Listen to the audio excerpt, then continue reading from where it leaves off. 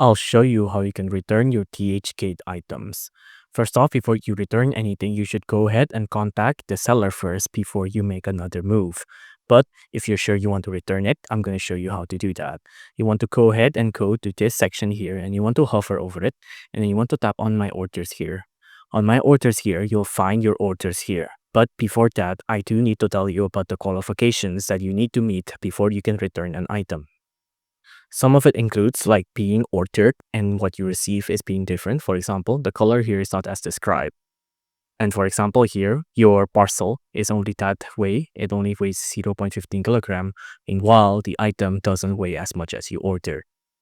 Also, if you're missing some items, so for example, if you ordered 100 pieces of LCD layer screen, but the one that comes is only 10 pieces, so it's pretty much a scam. So if you meet one of these requirements or you feel your product is being scammed, like you're being scammed, like you're not getting what you're actually ordering, then we can move on to the process. On one of the orders that you want to refund, so for example here it's Fast Sister reducing meat, you want to go ahead and tap on that request refund button.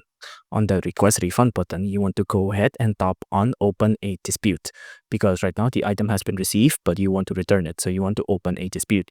Once you open a dispute, you can see right now the order status is a pending confirmation. You want to go ahead and tap on return and refund.